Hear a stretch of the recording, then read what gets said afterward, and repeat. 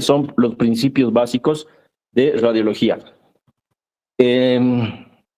Vamos a hablar de los principios físicos, algo de principios físicos y principios básicos de los principales métodos de imagen que utiliza el radiólogo para hacer diagnóstico y en algunos casos para hacer tratamiento, como son los rayos X, la tomografía, la ecografía, la mamografía y la ecografía y la resonancia.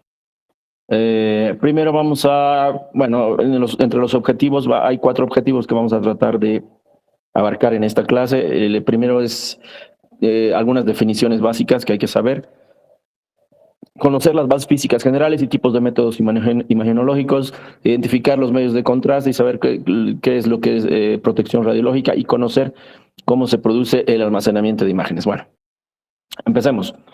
La radiología es una especialidad de la medicina que se ocupa de generar imágenes del interior del cuerpo mediante diferentes agentes físicos, llámense rayos X, ultrasonidos, campos magnéticos, bueno, básicamente eso. Utilizar estas imágenes para el diagnóstico y en algunos casos para el tratamiento de enfermedades, como es la radiología intervencionista, así se llama la radiología, la subespecialidad de la radiología que hace, digamos, cierto tipo de tratamientos de enfermedades. ¿Cuál es el rol del radiólogo? Primero, realizar los estudios de imágenes, en ocasiones apoyados por el técnico, en muchas ocasiones yo diría apoyados, casi en todo, apoyados por los técnicos radiólogos, y determinar la normalidad o la anormalidad de un estudio de imagen.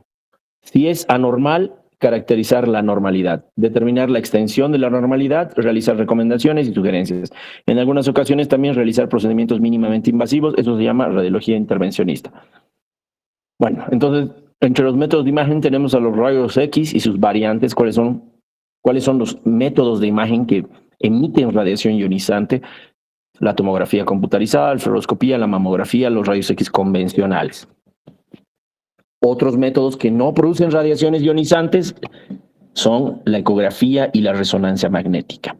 Hay otros métodos diagnósticos que no los ve per se el médico radiólogo, sino que en la mayoría de las instituciones grandes las ve el radiólogo y el médico nuclear. Hay una rama de la medicina, una especialidad que incluso ustedes podrían ser algunos de ellos, se llama medicina nuclear.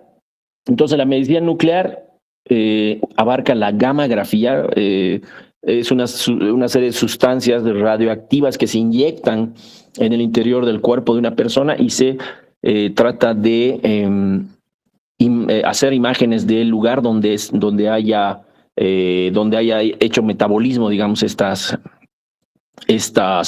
sustancias, y eso se llama cámara gamma. Y una fusión de la cámara gamma con el tomógrafo se llamaría PET-CT, y eso también son métodos de imagen que ya tienen sus años, digamos, ya tienen al menos 10 años de vigencia en Latinoamérica al menos, y hay varios países ya ha llegado a La Paz incluso. Esos métodos de imagen sirven más que todo para oncología, sin embargo también se pueden utilizar en otros campos. Vamos a hablar un poquito de cuándo se descubrieron los rayos X. Vale decir, el inicio de la radiología empezó en 1895, cuando este físico que se llamaba Konrad Röntgen, experimentando unos tubos catódicos, logró casualmente, digamos así, tomar una radiografía de la mano al encontrarse una placa fotográfica accidentalmente en su escritorio, y cuando él estaba haciendo sus experimentos con ese tubo, justo empezó a disparar ese tubo y no se dio cuenta, luego se dio cuenta que cuando reveló esta película fotográfica, la reveló y dijo que, ¿qué es esto, no? Y salieron los huesos de su mano y dijo, pues no, este tubo tiene algún tipo de propiedad que hace que atraviese la piel y que atraviesen los tejidos. Entonces le llamó, como no sabía qué era, le llamó rayos X. El X es como una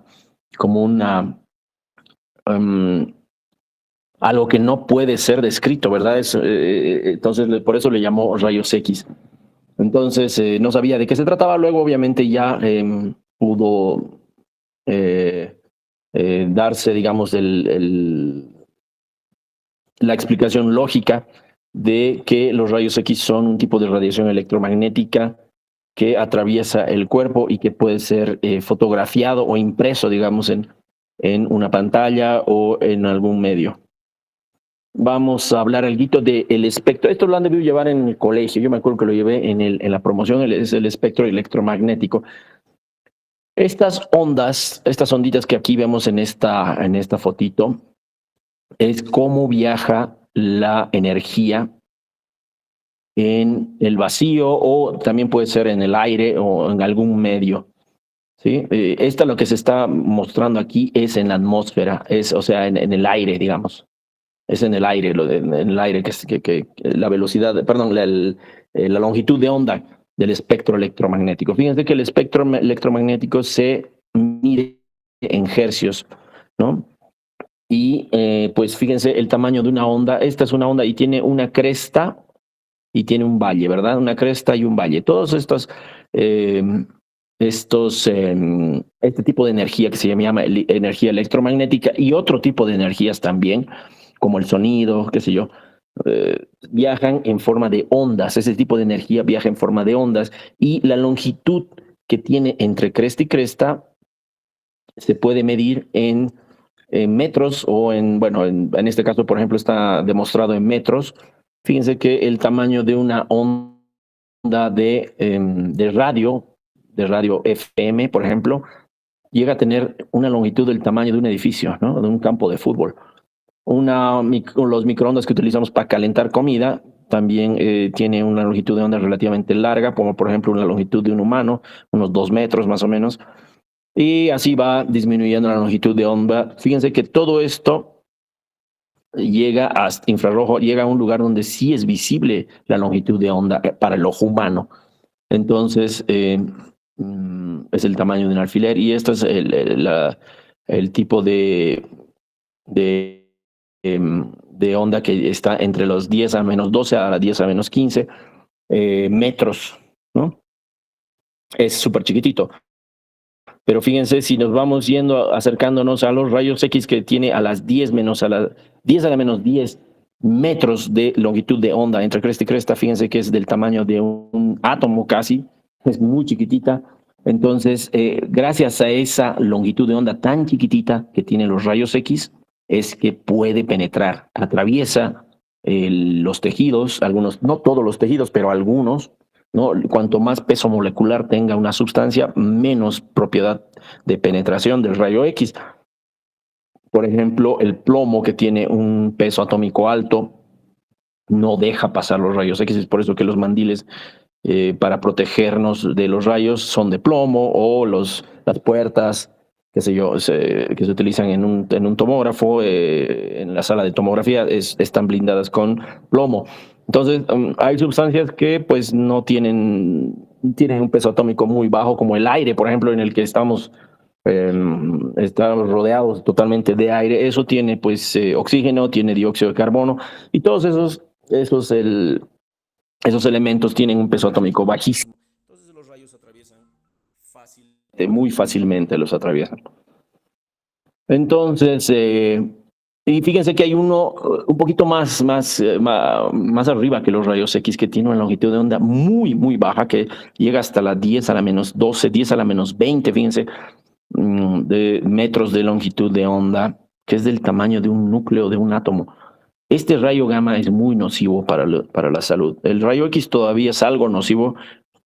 Sabemos que produce radiación ionizante. Esta radiación ionizante ioniza, y al ionizar puede producir cambios en el ADN y por ende producir enfermedades o mutaciones, y también algunas enfermedades relacionadas al uso de los rayos X, pero los rayos gamma son mucho más potentes, o sea, tienen más poder de penetración y por lo tanto son mucho más peligrosos que los rayos X por su pequeña longitud de onda. Entonces, Lo que hay que saber de esto es que la longitud de onda del espectro, el espectro electromagnético se va en forma de ondas y la longitud de onda de los rayos X se acerca a la 10 menos, a la 10 a la menos 10 metros de la longitud de onda y de los rayos gamma a incluso menos de a la 10 a la menos 12.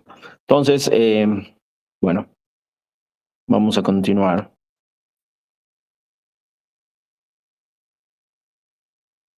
Shadow. Ya, es lo mismo.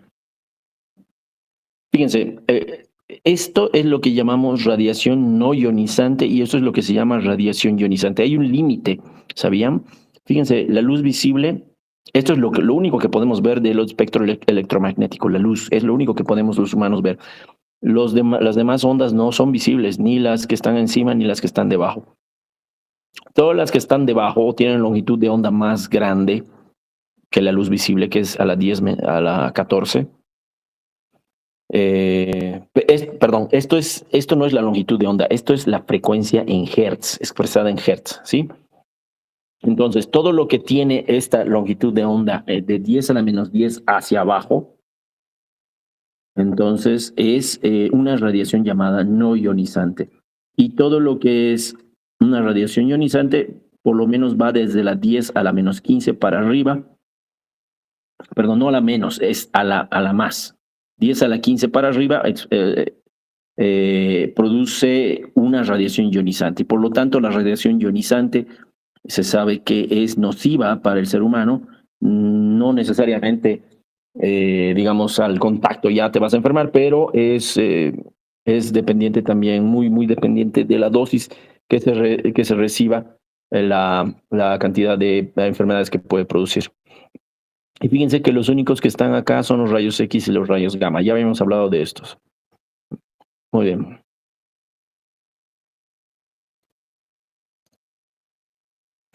Muy bien.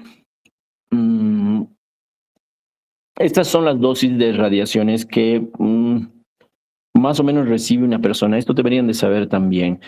Que recibe una persona, por ejemplo, cuando te haces una tomografía, hay personas que te preguntan cuánta radiación voy a recibir. Doctor, me está pidiendo una tomografía de cráneo. Y hay personas que son muy quisquillosas y te preguntan, ¿no? Y saben, te dicen, ¿cuánta radiación voy a recibir? ¿Será que me voy a dar un cáncer después, doctor? Porque por el que me ha pedido una tomografía de cráneo. Entonces, fíjense, esta es una medida que está expresada en milisieverts. Es una medida internacional, está los milisieverts. Con una dosis de 10.000 milisieverts o más, viene inevitablemente la muerte, como las personas que han recibido esa bomba nuclear en Japón. Las personas que no han muerto en esa inmediatamente y han recibido la dosis, todos esos han probablemente recibido dosis muy superiores a 10.000 milisieverts y generalmente produce la muerte en los siguientes días por muerte de la mucosa del tubo digestivo principalmente, pero también por aplasia medular, ¿no? Entonces, hay algunas células que son más sensibles a las radiaciones, como las células que recubre la mucosa o el epitelio, digamos, de la mucosa del tubo digestivo. Estas se mueren fácilmente, entonces las personas tienen vómitos con sangre, tienen hematemesis, tienen melenas y pues inevitablemente viene después la muerte o por aplasia medular también, o una combinación de los dos, porque también la médula ósea es muy sensible a las radiaciones. Personas que han recibido 1.000 milisieverts, por ejemplo, en una dosis única, una dosis, digamos, puede producir náuseas, puede producir vómitos y también, fíjense, reducción de los glóbulos blancos en la sangre. Esto es una aplasia medular, ¿verdad? Es un cierto daño en la médula ósea. Por debajo de 200 milisieverts no hay efectos clínicos demostrables, o sea, no hay efectos clínicos francamente demostrables, pero sí hay afectación de algunas células o de muchas células también. Por ejemplo, una tomografía una tomografía mediana de abdomen o de tórax puede producir entre 6 a 10 milisieverts. Por ejemplo, si es una tomografía de tórax, abdomen y pelvis, que es casi del cuerpo entero, puede llegar a 10 milisieverts, ¿sí? Una tomografía de cráneo probablemente sea entre 5 a 6 milisieverts de radiación que se recibe en ese momento, ¿no? Fíjense, Por solo vivir en el planeta Tierra, nosotros recibimos una dosis anual de 2 milisieverts en un año. Esto es en un año. Entonces, solo vivir en el planeta Tierra te da una dosis de 2 milisieverts, 2.4. Hacerte una tomografía, pues puede ser entre 5 a 10 milisieverts. O sea, 2 o 3 veces más de lo que has recibido en un año. ¿Qué pasa si tú viajas en un avión y viajas muy alto, muy arriba? Un viaje entre Tokio y Nueva York, recibes una dosis de 0.2 milisieverts por ese viajecito. Entonces, también el estar hacia arriba y acercarte un poco a la atmósfera hace que la radiación sea mayor, recibas mayor radiación que una persona que no ha llegado a ese nivel, a esa altura. Bueno, los radiólogos, los que hacemos diagnóstico por imagen, nos dan un límite para que tengamos una dosis de exposición anual, más o menos se acerca al 1 a 1.5 milisieverts. Cuando tienes más de eso, te dicen que tomes vacación. Entonces, una radiografía de abdomen, por ejemplo, una de tórax, puede darte una dosis de 0.5 a 0.6 milisieverts en una sola exposición. La de tórax 0.5, la de abdomen 0.6. Este es 0.05, fíjense. Le ponen radiografía de estómago porque en realidad esto no es una radiografía, esto es una fluoroscopía. La fluoroscopía produce un poquito más de dosis de radiación, mientras que una radiografía de tórax es un disparo único que se realiza y por eso la dosis es muchísimo más pequeña, 0.05. Esta de 0.6 es una fluoroscopía en realidad. Aquí le ponen radiografía de estómago. En realidad es un estudio contrastado del tubo digestivo y en ese estudio contrastado se utiliza fluoroscopía para hacer diagnóstico. Muy bien.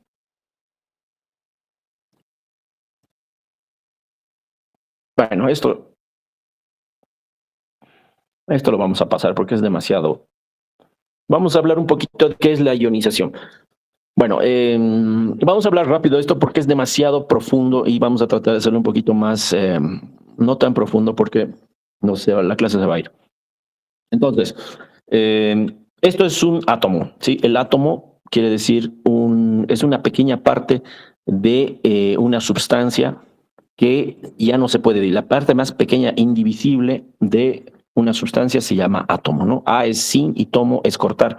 Entonces es lo mínimo, hasta el lugar más chiquito que se puede cortar, que puede tener una sustancia se llama átomo. Entonces el átomo siempre tiene una parte central que se llama núcleo y una parte periférica en la que están orbitando o están girando unos electrones que tienen carga negativa. En el núcleo se identifican unas que tienen carga positiva, que se llaman protones, y los que están afuera se llaman electrones, y hay unos que se llaman neutrones también en el núcleo. Muy bien, bueno, perdón, vámonos antes. Esto, cuando algún tipo de energía choca con un electrón que está estable dando vueltas alrededor del núcleo y lo bota o lo expulsa de esta capa, se produce la radiación ionizante. Tiene que ser una fuente de energía muy fuerte para que un electrón con carga negativa se expulse de su órbita y al expulsarse quede cargado cargado negativamente este átomo.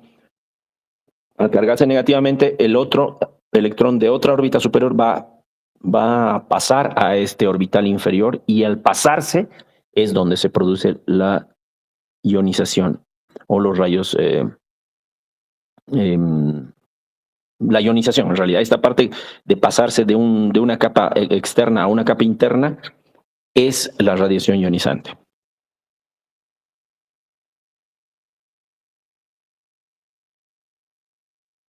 Entonces, ¿dónde ocurre esa radiación? Esta radiación ionizante ocurre en un tubo de rayos X. Este es un es un dibujo en realidad de un tubo de rayos X que todos los equipos de rayos X, donde sea que se encuentre, tienen. Un mamógrafo también tiene un tubo de rayos X, un tomógrafo tiene un tubo de rayos X, un fluoroscopio tiene un tubo de rayos X. Todos tienen este tubo de rayos X, algunos más grandes, otros más pequeños. Este tubo tiene una capa de vidrio, es una capa de cristal en cuyo interior existe un vacío. Y en este vacío existen dos terminales, un cátodo y un ánodo. El cátodo está cargado negativamente y el ánodo positivamente. Como sabemos, a este cátodo se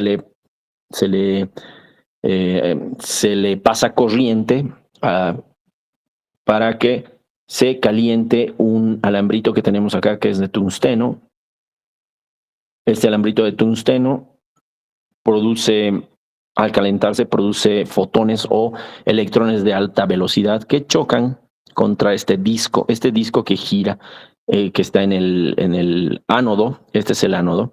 Y del ánodo sale este disco de metal que da vueltitas. Al disparar, se calienta, produce los fotones, choca con este ánodo que está dando vueltitas, y al chocar con esto, los fotones, se producen unos electrones que se llaman rayos X. Esto también está hecho de tungsteno. Tungsteno. Y todo esto está inmerso en En realidad, esto no es de vidrio, perdón, esto es de metal. El tubo de vidrio es este. Ampolla le llaman. Esa es la ampolla de vidrio, ¿sí? La carcasa es esta y es de metal. Pero entre el metal y el vidrio hay una capa de aceite que hace que enfríe. Está flotando en aceite el tubo en realidad, pero este aceite se pone para que no caliente el tubo de rayos X, que si no se calentaría y se quemaría muy rápido. Hay una ventanita por donde salen los rayos. Fíjense que los rayos salen por todo lado, es igual que la luz, solamente que existe una ventanita por donde sí se aprovecha los rayos llamados haz primario de radiación, por donde salen los rayos X, y también por acá salen todas las direcciones. Muy bien. Esto no lo vamos a ver mucho. Bueno, los equipos de rayos X tenemos estacionarios, tenemos móviles como este, por ejemplo. Este es un equipo portátil que tiene rueditas y que se puede trasladar hasta la cama del paciente para tomar una radiografía y hacer diagnóstico. Esta es otra que es estática, no tiene rueditas, tiene su mesa, tiene su tubo de rayos X, aquí está, y tiene un buquimural o una casetera, digamos, pegada a la pared para que se tomen radiografías en pacientes que están de pie. Y esta para pacientes que están acostados, ¿no? Hay indicaciones para hacer radiografías de pie, hay indicaciones para hacer radiografías de estar acostado. Este es el famoso fluoroscopio. Este emite radiación ionizante también y tiene un tubo de rayos X que está aquí, por ejemplo, y esta es una cosa que se llama amplificador de imagen. Entonces, el tubo de rayos X produce la radiación, atraviesa y tiene este detector, un panel de detector de la radiación, y estos amplifican la imagen y sale en la pantalla lo que se está viendo en tiempo real. Por si acaso, la fluoroscopía tiene la característica de que hace una imagen de los rayos X, pero en tiempo real, o sea, es un video en tiempo real. Mientras que los rayos X convencionales, los anteriores, solo toma una imagen estática en el tiempo, un corte transversal en el tiempo. Son las imágenes de estos equipos convencionales. Este es el equipo de fluoroscopía que produce radiaciones en imágenes en tiempo real. Fíjense que tiene una mesita que bascula. Este equipo, se llama telecomando.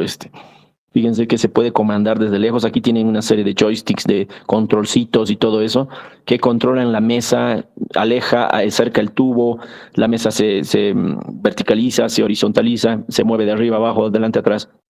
Y obviamente al construir la sala para esto, se pone una ventana de plomada para que la radiación no salga y uno pueda ver por la ventana al paciente qué le está pasando, ¿no? Esta es una imagen. Vamos a ver. Por ejemplo, esta es la fluoroscopía. No sé si funcionará. A ver. Ahí está. Se le está pidiendo que coma una papilla de bario, un chicle con bario, y que se lo trague. A ver cómo sale. Ahí está, se lo trago. Esa es la fluoroscopía, ¿vieron?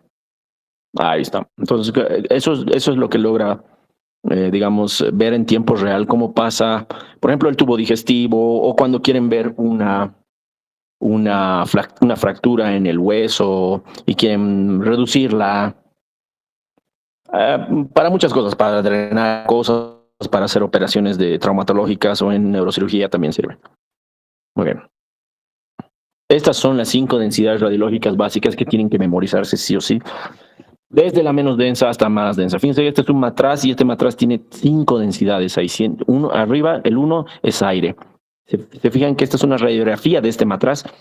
Hay una persona con su mano aquí cargando el matraz. Entonces arriba el aire. El aire es negro porque el rayo X casi no tiene impedimento para atravesar el aire porque el número atómico es muy bajo. Aquí le han puesto una capa de aceite o de grasa, algún tipo de grasa. Fíjense que es poco denso, no es tan denso como por ejemplo, este metal, pero es un poco más denso que el aire. La siguiente densidad es el agua. Esta sería la densidad de agua. Es una densidad intermedia, digamos. La densidad calcio, que serían los huesos que están en esta mano de esta persona, ¿no? Y la densidad metal en la llave que se encuentra acá es más densa, es más blanco. Se han dado cuenta que es una escala de grises desde lo más negro hasta lo más blanco. Entonces, estas son las 5 densidades radiológicas en orden: en el aire, grasa, agua, metal, calcio. Está mal aquí, el metal es el 5. O bueno, el metal debería estar acá abajo. Listo. Entonces, en rayos X tienes que hablar, no tienes que decir esta cosa negra, esta cosa blanca. Se habla con un léxico y ese léxico, fíjense, solo son 2 palabritas: radio opaco, radio lúcido. Así de fácil. Porque es un método de imagen muy, vamos a decirlo, que tiene mucho tiempo, ¿no? Entonces, fíjense esta radiografía muy bonita del abdomen de una persona. Se nota que es un niño, porque aquí puedo ver la cabeza del fémur y puedo ver este núcleo de crecimiento que no es una fractura, por si acaso. No, aquí también diríamos, se han fracturado las 2 cabezas. No, eso es el núcleo, es la epífisis. Bueno, esta es la epífisis, esta es la fisis. Entonces esta persona todavía va a crecer, ¿verdad? Porque tiene cartílago ahí en la cabeza femoral. Entonces es un niño, claramente. De hecho, aquí no se han fusionado todavía esto es el hueso ilíaco y este es el pubis. No se ha fusionado todavía. Aquí tampoco esto es fractura, es que no se ha fusionado. Todavía va a crecer su pelvis. Entonces, fíjense, las 5 densidades, aquí podemos hablar, por ejemplo, la menos densa, el aire. Podemos ver el aire que está en el pulmón, en la base del pulmón de esta persona, o aquí en el aire que está fuera de la persona, que es negrísimo. Luego seguirá la densidad grasa. Si se fijan aquí, por ejemplo, hay una línea negra. Esta es una densidad grasa y se llama grasa preperitoneal. Al lado están los músculos oblicuos y el transverso del abdomen. Al lado de este hay una capa de grasa que gracias a esa grasa es que se logra ver los músculos que están allí. De hecho, hay otra línea grasa bien chiquitita aquí o aquí, miren, una línea grasa, ¿no? Y la línea grasa que hay en los psoas también deja ver parte de los músculos psoas. Muy bien, ¿qué otra grasa? Bueno, grasa, después agua. La densidad de agua es fácil de darse cuenta porque en rayos X la densidad agua se puede fusionar con la densidad de tejido blando. De hecho, se ven igualitas. Tomar una radiografía de un globo de agua y de un globo de carne tiene la misma densidad. Entonces, por ejemplo, uno puede señalar esto que es el hígado. Toda esta cosa blanca que se ve acá es el hígado y tiene una densidad de agua o de tejido blando, si quieres. Es la misma. En tomografía no. En tomografía sí se puede discernir. Si uno puede decir esto es agua y esto es tejido blando como músculo, qué sé yo. Entonces sí se puede, pero en rayos X no. Aquí está, qué sé yo, el hígado, o puedes señalar el corazón y decir esto es densidad de agua o de tejido blando, y sí es correcto. La siguiente densidad es hueso y está fácil de ver por todo lado del hueso. Y aquí vamos a ver que hay una monedita que está en el estómago de esta persona, o por lo menos que está a nivel del epigastrio de esta persona, y esta tiene densidad metálica. Entonces es mucho más blanca. El rayo no ha podido atravesarlo porque tiene una densidad muy alta, un peso atómico alto, entonces no ha podido atravesar y por eso se ve blanco. ¿Sí? Son las 5 densidades radiológicas. Todo lo que es blanco se va a llamar radio opaco y todo lo que es negro se va a llamar radio lúcido. Entonces, si yo quisiera describir esta bolita blanca que está aquí, le llamaría, bueno, esta es una radiografía de abdomen de un niño, probablemente en proyección AP, en la que puedo ver una imagen radio opaca, redondeada y de bordes bien delimitados que mide al menos, miren, puedo comparar una vértebra. Yo sé que una vértebra debe medir 2,5 centímetros. Entonces, si esto es 2,5 centímetros, esto es casi del mismo, un poquito más grande, puedo decir que esto mide 3 centímetros. Entonces diría, más o menos 3 centímetros localizada a nivel del epigastrio, probablemente a nivel de cámara gástrica. ¿Listo? Entonces esa es la manera de describir una radiografía. Bueno, a medios de contraste. Hay medios de contraste, bueno, los radiólogos utilizamos medios de contraste. Hay medios de contraste positivos y hay medios de contraste negativos. Los negativos son gases, el aire, el CO2, etcétera. Y los positivos son uno, derivados del bario o dos, derivados del yodo. Se utilizan tanto los del bario como los del yodo y algunas veces también se utilizan aire como medios de contraste negativos, aunque no lo crean. Por ejemplo, cuando se utiliza aire o CO2 o cualquier tipo de aire, como cuando hacemos un estudio que se llama colon por enema o cuando hacemos un estudio que se llama serie esófago gastroduodenal. En la serie esófago gastroduodenal se le da bario. ¿Han visto la primera imagen de la fluoroscopía de una persona tragando una papilla de bario? Es eso mismo, esa es la serie esófago gastroduodenal. Se le da un trago de bario y se le dice al paciente, trágueselo. Una vez que llega al estómago, se le da unos polvitos que tienen sal de frutas y que producen gas. Y se le dice al paciente no va a eructar, no va a botar el gas porque el objetivo es que el gas se quede. Entonces se le da en la boca y se le hace pasar con bario, traga y ¡pum! Se distiende con gas el estómago y gracias a ese gas se puede ver mejor la mucosa del estómago porque el contraste se pega a la mucosa del estómago y se toman las radiografías para ver ¿cómo se llama? Para ver eso. Sirve más que todo para ver la mucosa, ya sea del intestino grueso o del estómago o del esófago. Para eso se utilizan los contrastes negativos, el aire, ¿no? Por ejemplo, en el colon por enema se le introduce aire directamente inyectado con una perilla o directamente con una bolsa que tiene aire y se le aprieta la bolsa y el aire ingresa al colon y se distiende el colon y esa distensión nos permite ver pólipos, ver divertículos, qué sé yo. Entonces hay medio de contraste negativo, pero es básicamente el aire. Los positivos, pues los del bario son los que utilizan por vía oral, en el tubo digestivo, ya sea serie esófago gastroduodenal, esofagograma o colon por enema. Todos esos esos estudios se hacen con bario, a excepción de alguno que otro estudio en personas que sospechan que están perforadas, que tienen perforación del tubo digestivo. Entonces, a veces se utiliza derivados del yodo por vía oral, ¿sí?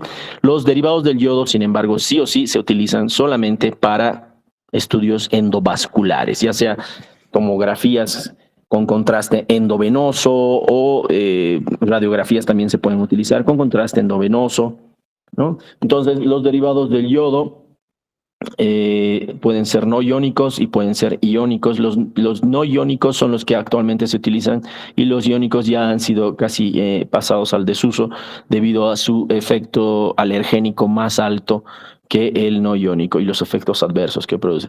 Hay otro tipo de contraste que son derivados de las tierras raras, que son derivados del gadolinio y que se utilizan para resonancia magnética. Muy bien.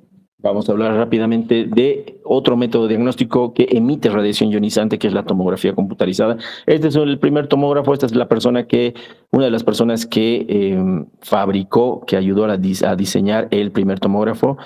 Y esta persona, fíjense, diseñó un tomógrafo en el que el primer tomógrafo solamente entraba la cabeza del paciente y hacía tomografías del cerebro. Es que cuando se golpeaban la cabeza, nadie sabía cómo ver si hay sangre en su cabeza. Entonces alguien dijo, pues tiene que haber alguna manera de saber si hay o no sangre en la cabeza sin abrirle la cabeza.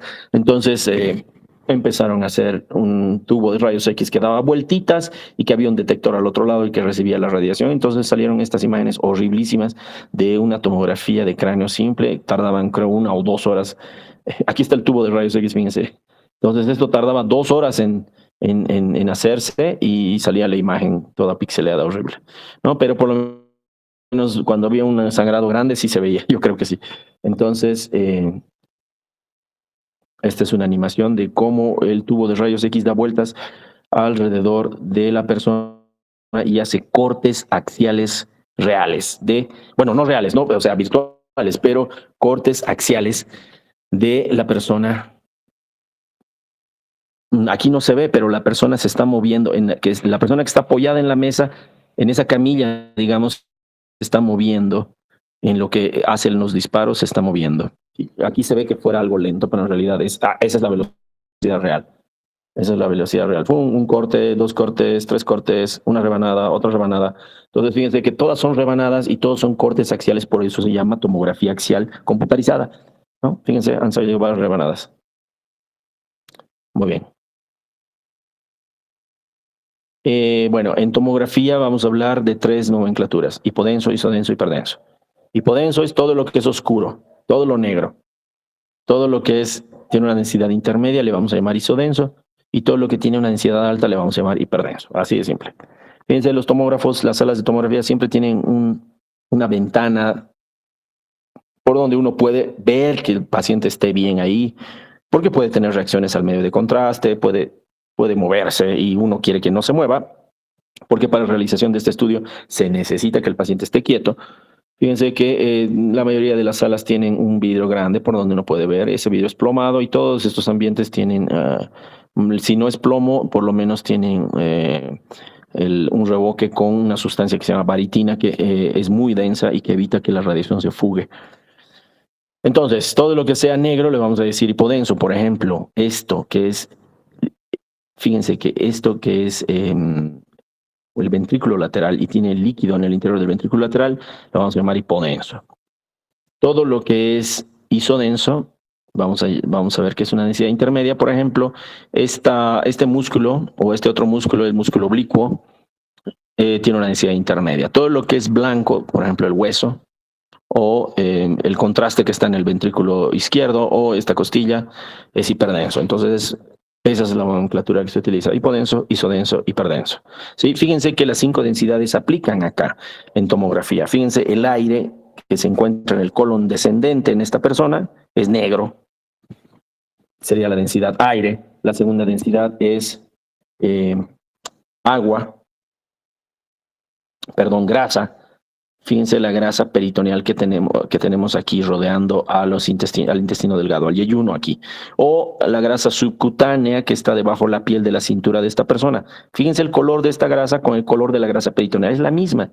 Tiene la misma densidad, el mismo color. Es una densidad grasa. Es hipodensa. El gas también es hipodenso. La siguiente densidad será densidad agua. ¿Dónde encontramos agua en esta persona, en este corte coronal de esta persona?